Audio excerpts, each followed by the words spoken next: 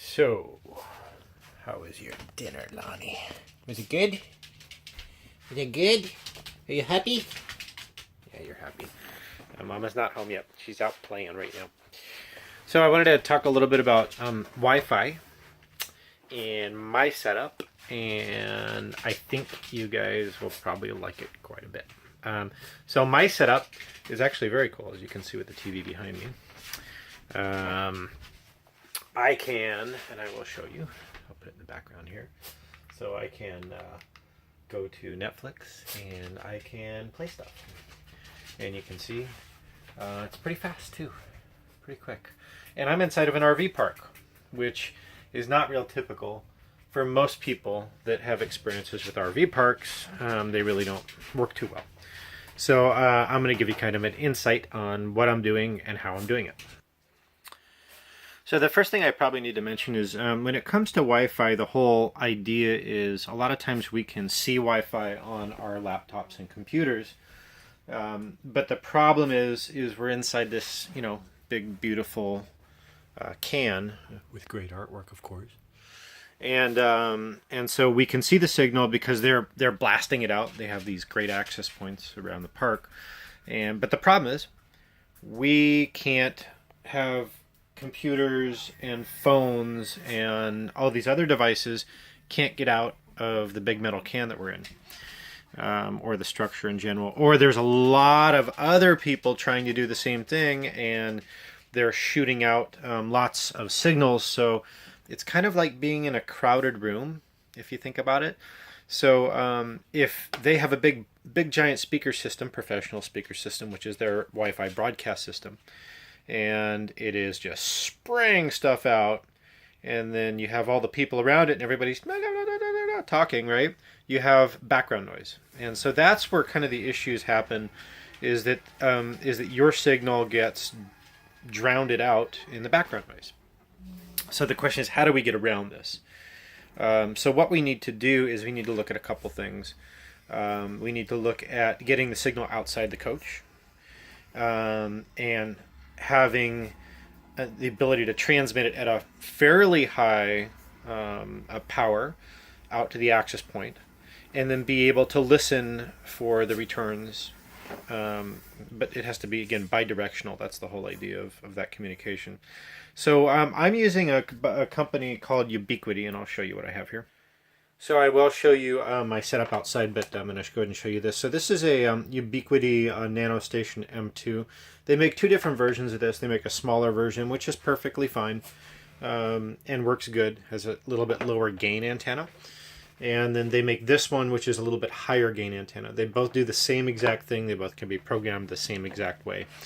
So it's not really a question of capability. It's more of how far you can go and how far you can receive and send is really what it comes down to. And so again, I'll show you my setup here as well. Besides just this, I'll show you what else I have.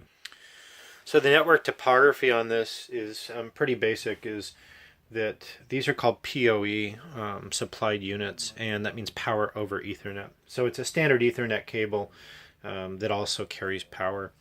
And back here, I'm going to go ahead and just kind of slip the camera over here. You'll see those two boxes right there. Now those two boxes, you notice it actually looks like two boxes, and the top one is a PoE power supply, and the bottom one is actually my router. It is my wireless router. Ubiquiti makes a small router called an air gateway, and it plugs into the PoE. It's powered from the PoE, and that PoE power supply is actually the unit that goes outside and powers my NanoStation M2, which is sitting on a pole outside, and I'll show that to you real quick before it gets too dark. I'll run out there.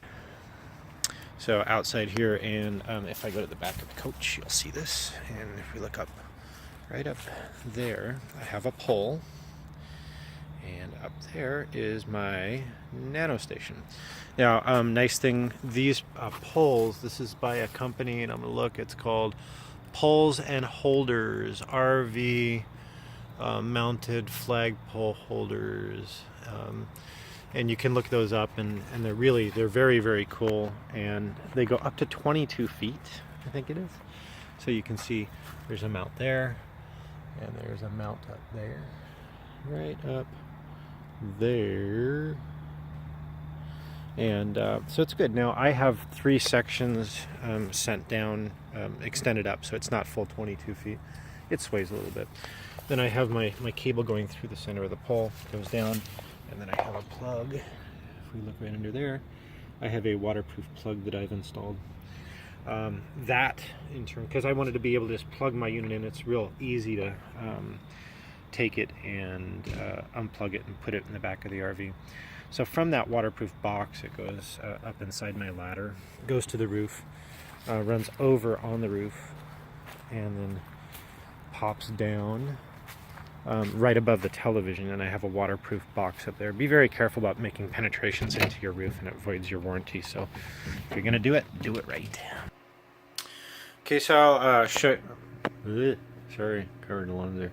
I'll show you what I have here. So this is the Ubiquiti Air gateway, and you can get it with an antenna. Sorry, I'll turn the brightness up for you. You can get this with an antenna or without an antenna. Now I find that inside my coach, which is a EVO T2550, it's, I mean, without the antenna, more than enough range. I don't really care to be outside too much with my stuff, but it does work outside, so that's not really an issue. And again, that's for the transmitting on the inside of the RV. And of course I showed you the one that was on the pole. That is specifically doing the outside transmit and receive. So it works very, very well. Now, cost-wise, very, very reasonable. You can get them on Amazon Prime.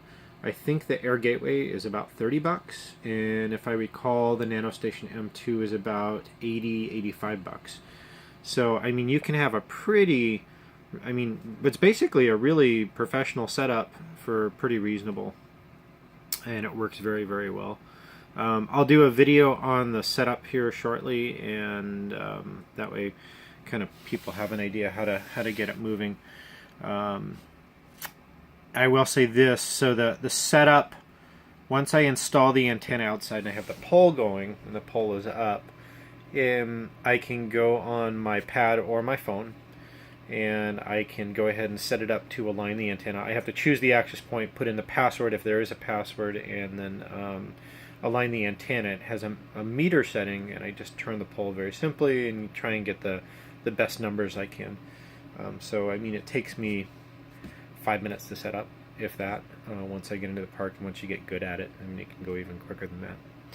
So anyway, that's my video on my Wi-Fi setup. Hope you guys are having fun RVing. We certainly are.